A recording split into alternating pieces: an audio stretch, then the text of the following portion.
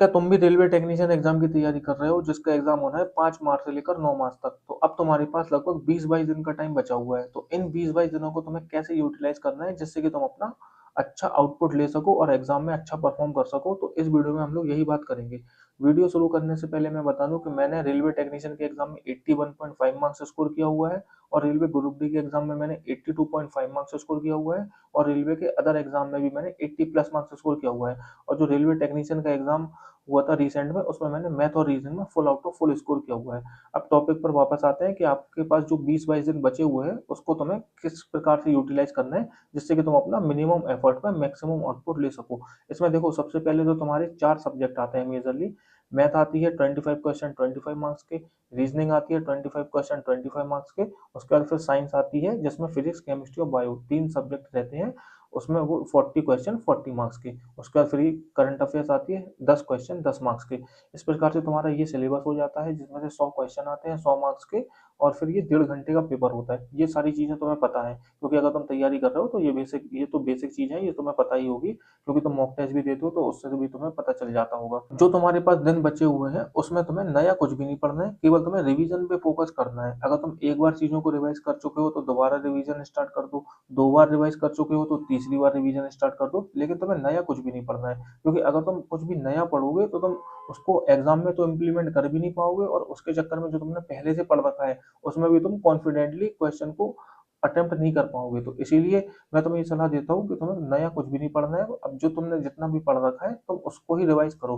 हाँ, अगर तुमने करंट अफेयर्स नहीं पढ़ रखी अभी तो तुम अपने 3-4 दिन लेकर करंट अफेयर्स को तुम अपना प्रिपेयर कर सकते हो।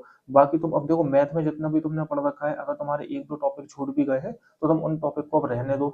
रीजनिंग में हालांकि तुमने सारे टॉपिक टच कर रखे होंगे, लेकिन अगर फिर भी कुछ तुम्हें अगर 1-2 टॉपिक ऐसे लगते हैं कि कुछ नई भी चीजें सीखनी भी है तो मैंने तुम्हें बताई दी कि तुम करंट अफेयर्स को तुम अपना अभी याद कर सकते हो, करंट अफेयर्स प्रिपेयर कर सकते हो। अगर रीजनिंग में भी अगर तुम्हें किसी टॉपिक में कॉन्फिडेंस नहीं आ रहा है, अगर तुम्हें उसकी वीडियोस दोबारा देखनी है या फिर उसको तुम्हें फिर से अटेम्प्ट करना है उन क्वेश्चंस को, तो तुम रीजनिंग को भी अब एक बार अभी रिवाइज कर सकते हो। और मैथ में तो मैं तुम्हें सलाह दूंगा कि अगर तुमने कोई टॉपिक अगर अभी तुम्हारा अनटच है, अगर तुमने बिल्कुल भी नहीं पढ़ा है उस टॉपिक को, तो तुम अब उसको प्रिपेयर करने की गलती मत करो।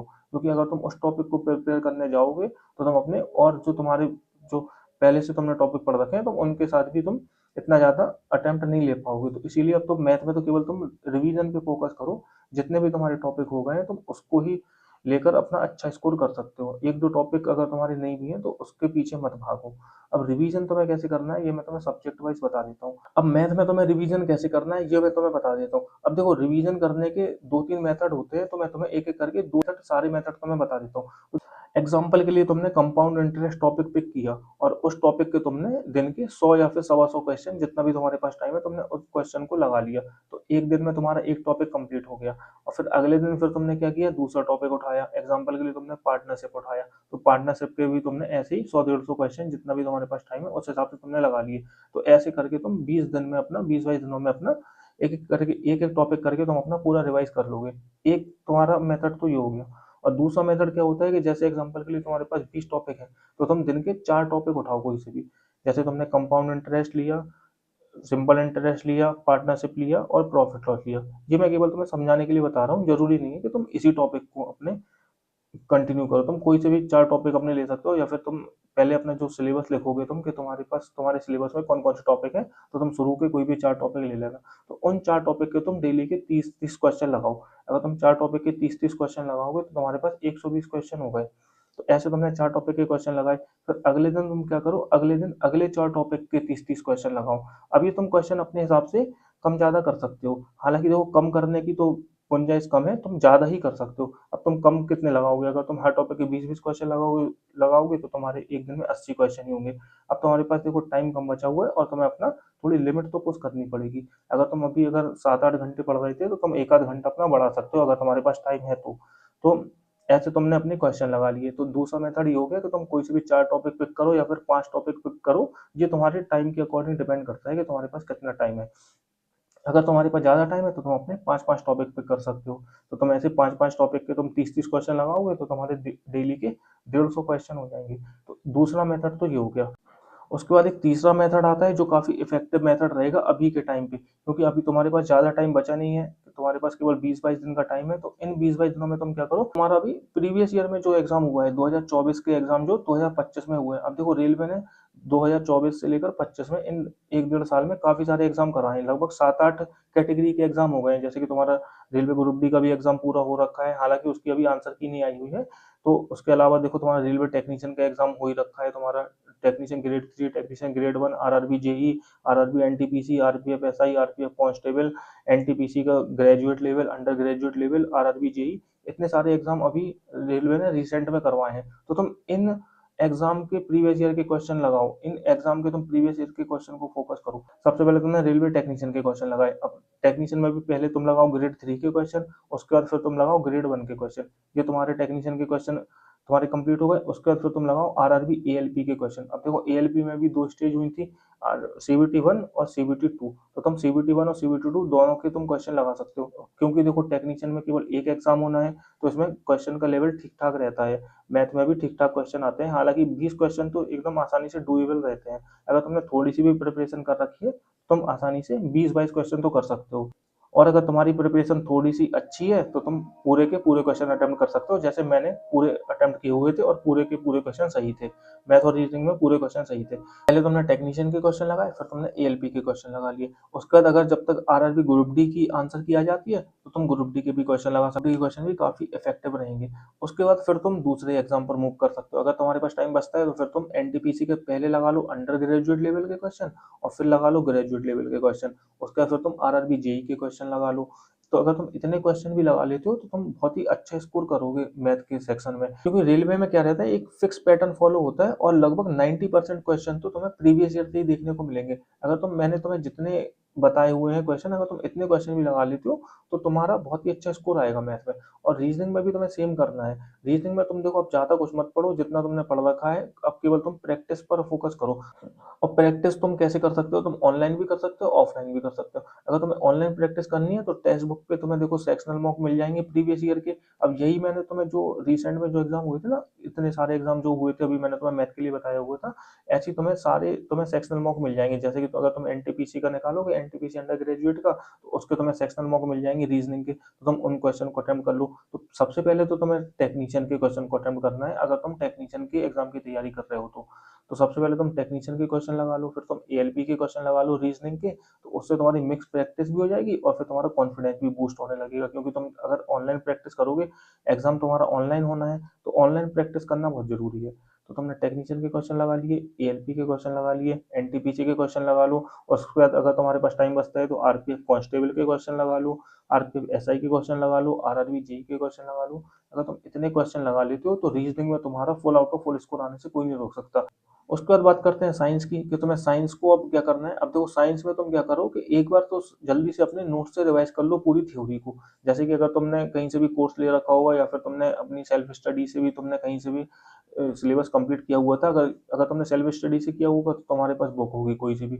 अब देखो तुम्हें कोई नई चीजें नहीं खरीदनी है, मत करना कि तुम मार्केट में से कोई नई बुकें खरीदने लग जाओ। अब जो तुम्हारे पास जितना भी सोर्स है, उतना ही तुम्हारे लिए पर्याप्त है। अब तुमने जैसे कि अगर तुमने कोई ऑनलाइन कोर्स लिया हुआ था, तो तुम्हें उनकी पीडीएफ मिली होगी, या फिर तुमने अपने नोट्स बनाए होंगे। तो सबसे बेस्ट तो हैंड रिटन नोट्स रहते हैं। अगर तुमने खुद से नोट्स बनाए हैं, तो उससे बेस्ट कुछ नहीं है। तो तुम अपने उन नोट्स को रिवाइज कर लो, जल्दी से उन नोट रिवाइज कर लो। जैसे कि अगर तुम अपना 3 दिन का या फिर 4 दिन का टारगेट बना लो, कि तुम्हें 4 दिन में फिजिक्स रिवाइज करनी है, ऐसे ही फिर तुम्हें 4 दिन में केमिस्ट्री रिवाइज करनी है, ऐसे ही 4 दिन में फिर तुम्हें बायो रिवाइज करनी है। वो तुम अपनी अकॉर्डिंगली अपना टारगेट बना लेना। अगर तुम एक बार जब रिवाइज कर लो अपनी, जैसे तुमने फिजिक्स रिवाइज करी, तो फिर तुम उसके क्वेश्चन को भी प्रैक्टिस कर लो। एग्जाम्पल के लिए अगर तुम 4 दिन में फिजिक्स रिवाइज कर रहे हो, तो तुम एक दिन में 3 टॉपिक तुमने एग्जाम्पल के लिए रिवाइज किए। अगर तुमने 3 टॉपिक या फिर 4 टॉपिक अपने उसके फिजिक्स के रिवाइज किए, तो उसी दिन, या फिर उसके उसी दिन नहीं तो फिर उसके अगले दिन तुम उस टॉपिक के एमसीक्यूज जरूर लगा लो। अब एमसीक्यूज तुम कहाँ से लगाओगे, ऐसे ही मैंने तुम्हें बताया ना, तुम बुक से भी लगा सकते हो, या फिर तुम ऑनलाइन तुम्हें ऐप में मिल जाएंगे। जैसे तुम टेक्स्ट बुक का अगर तुमने सब्सक्रिप्शन ले रखा होगा, तो तुम्हें उसमें सेक्शनल वाइज तुम्हें उसमें मिल जाएंगे। तो तुम वहां से अपने मॉक टेस्ट को अटेम्प्ट करके उनके उस चैप्टर के क्वेश्चन लगा सकते हो। तो ऐसा तुम्हें सारे सब्जेक्ट के साथ करना है, तीनों सब्जेक्ट के साथ। इसके तुमने 4 टॉपिक रिवाइज करे अपने नोट से, उसके तुमने एमसीक्यूज लगा लिए। अगले दिन तुम क्या करना कि अगले दिन तुम केमिस्ट्री के 4 टॉपिक रिवाइज कर लो, उसके एमसीक्यूज लगा लो। फिर अगले दिन तुम क्या करो कि बायो के 4 टॉपिक या फिर 3 टॉपिक रिवाइज़ कर लो, उसके एमसीक्यूज़ लगा लो। फिर ऐसे ही तुम अपनी साइकिल रिपीट करते रहना। एक दिन फिज़िक्स रिवाइज़ करना, फिर केमिस्ट्री, फिर बायो, फिर फिज़िक्स, केमिस्ट्री, बायो ऐसे रिवाइज़ कर सकते हो। तो मैं ऐसे रिवाइज़ करने में फ़ैमिलियर नहीं हूँ, तो तुम क्या करना पहले पूरी अपनी फिज़िक्स रिवाइज़ कर लेना, फिर अपनी पूरी केमिस्ट्री रिवाइज़ कर लेना और फिर अपनी पूरी बायो रिवाइज़ कर लेना। ज़रूरी नहीं है कि तुम्हें इसी ऑर्डर में रिवाइज़ करनी है। अगर तुम्हारा इंटरेस्ट बायो में ज़्यादा आता है, तो तुम बायो को रिवाइज़ कर सकते हो पहले। अगर तुम्हारा इंटरेस्ट फिज़िक्स में ज़्यादा आता है, तो तुम फिज़िक्स को पहले रिवाइज़ कर सकते हो। इतना तुमने कर लिया, तुमने रिवीजन अच्छे से कर लिया, अपने नोट्स तुमने अच्छे से रिवाइज़ कर लिए और उसके बाद फिर तुमने मॉक टेस्ट से अपने सेक्शनल मॉक लगा के तुमने उसके एमसीक्यूज़ भी सॉल्व कर लिए। बस इतना ही करना है तुम्हें। उसके बाद फिर करंट अफ़ेयर्स के लिए तुम क्या करोगे, करंट अफ़ेयर्स तो तुम बस ज़्यादा से ज़्यादा लास्ट के 4 या 5th मंथ्स की तुम करंट अफ़ेयर्स देख लो, वो तुम्हारे लिए मोर देन सफिशिएंट रहेगी। लास्ट के 4 महीने की भी अगर तुम करंट अफ़ेयर्स देख जाते हो और अगर तुम्हारे पास टाइम है, अगर तुम्हारे ये जो कोर सब्जेक्ट हैं जैसे कि मैथ, रीजनिंग और साइंस अगर तुम्हारे ये अच्छे से प्रिपेयर हैं, अगर तुम इसमें अच्छा स्कोर कर रहे हो, तो फिर तुम लास्ट की 6 मंथ की भी करंट अफ़ेयर्स देख सकते हो। वो तो पर्सन टू पर्सन वेरी करता है। लेकिन अगर तुम्हारे कोर सब्जेक्ट में अगर तुम्हें अपना टाइम देने की ज़रूरत है, क्योंकि अगर तुम्हारा मैथ में स्कोर नहीं बढ़ रहा है या फिर रीजनिंग में भी तुम्हारे ज़्यादा क्वेश्चन गलत हो रहे हैं और साइंस में भी तुम्हारा अच्छा स्कोर नहीं आ रहा है, तो तुम इन अपने कोर सब्जेक्ट पे फोकस करो, ना कि तुम करंट अफेयर्स पे। फिर भी तुम 4 महीने की करंट अफेयर्स तो तुम कर ही लेना। 4 महीने की भी अगर तुम करंट अफेयर्स कर लेते हो, तो तुम्हारा उसमें भी अच्छे खासे क्वेश्चन उसमें से तुम्हें देखने को मिल जाएंगे। अब तुम्हें करंट अफेयर्स पढ़नी कहाँ से है, तो देखो एक तो तुम्हें पीडीएफ में मिल जाएगी।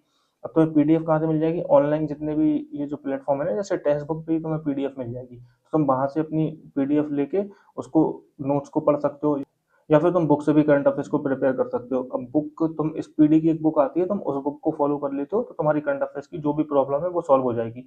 या फिर तुम यूट्यूब पर भी वीडियो देख सकते हो। तुम केवल एक वीडियो देख लो और अगर तुम्हें उसके नोट्स बनाने हैं, तो कुछ मतलब की पॉइंट लिखने हैं, तो उसके की पॉइंट लिख लो, उसके बाद फिर अपनी बुक से रिवाइज कर लो। इतने ही अगर तुम करंट अफेयर्स में कर लेते हो, तो तुम्हारे लिए मोर देन सफिशिएंट है। अब मैंने तुम्हें सारे सब्जेक्ट का बता दिया है कि तुम्हें कैसे कैसे प्रिपेयर करना है, अपने इन 20-22 दिनों को यूटिलाइज करना है। और अगर तुम्हारा फिर भी कोई डाउट रह जाता है, तो तुम कमेंट में मुझसे पूछ लेना, तो मैं तुम्हें बता दूंगा। और अगर दोस्तों वीडियो पसंद आई हो, तो वीडियो को लाइक कर देना और मेरे चैनल को सब्सक्राइब जरूर कर लेना।